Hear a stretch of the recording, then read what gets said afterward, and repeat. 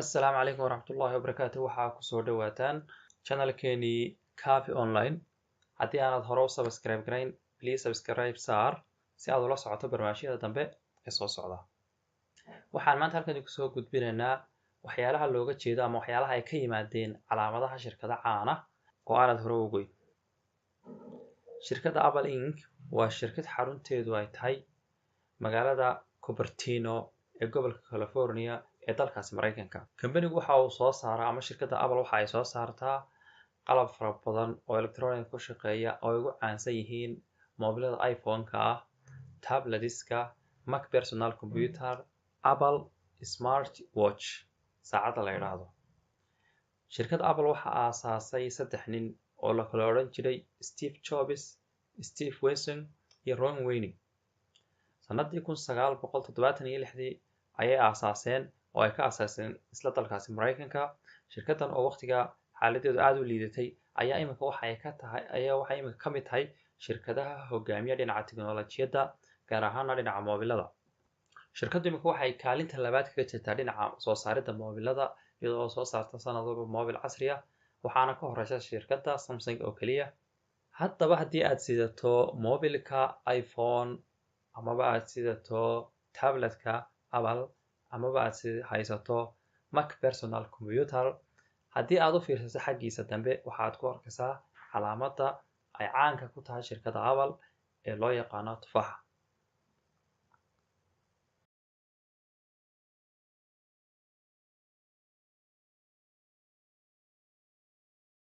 Horeysay sameeyey oo nashqadeeda lahaa Ron Wayne oo ahaa aasaasayaasha shirkadda, waxaana ay ku saleysnayd Sir Isaac Newton oo hoos fadhiya geed Apple ah ama geed tufaax ah oo xabad midho ahna ay xagga sare kasoo laalaado, taas oo uu kasoo dareefgareeyey waxa loo yaqaano gravitational force, ama in midhuhu marka ay geedka kasoo go'aan ay hoos usoo dhacaan oo aanay meel kala qaban.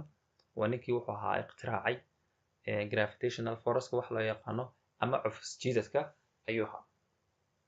Laakiin waxaa si dhaqso ah wax uga bedelay Rob Jobs nin la yiraahdo, waxaanu ka dhigay canab lagu sawiray jeegaan ama midabka jeegaanta lagu sawiray. Laakiin miyaad ogtahay in loogadan Apple ay xidhiidh la leedahay dhimashadii nin la odhan jiray Alan Turing oo 1941 isku dilay dalka Ingiriiska.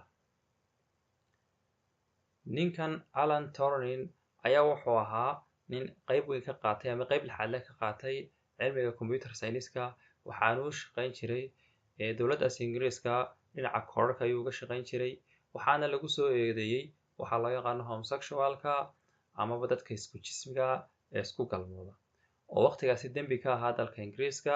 Kadibna maxkamad ayaa dembiga ku heshay, kadibna waxa lagu xukumay xabsi daa'im. Alan ayaa waxa uu go'aansaday halkii uu xabsi daa'im kaga jiri lahaa weligii ee halkaa uu ku dhiman lahaa inuu isku tijaabiyo dawo chemical ah oo lagu sameeyo chemical castration waxa loo yaqaano, amaba ah hab lagu dhuufaanayo qofka iyadoo la adeegsanayo chemical. Waxaa la sheegaa in isla waqtigaas uu halkaa ku dhintay oo uu dawadaa ku dhintay sanadii 1954. Haddaba arrinta xiisaha leh waxa weeyaan ee calaamadan laga soo qaatay, markii uu dhintay ninkaasi waxaa dhinaciisa yaalay xabad tufaaxa oo laga goostay imika inta calaamadda ka maqan, amaba xabad tufaaxa oo hal mar la ruray ayaa dhinaciisa taalay, kadibna halkaas ayaa laga soo qaatay. Marka iyaga oo tixgelinaya ninka homosexualka lagu soo eedeeyey ee sidaas ku dhintay ayaa waxa ay sameeyeen calaamadan. Laakiin muhiimadda koowaad waxa weeyaan iyagoo tixgelinaya horumarkii uu ka sameeyey dhinaca computer science-ka ayay u soo qaateen.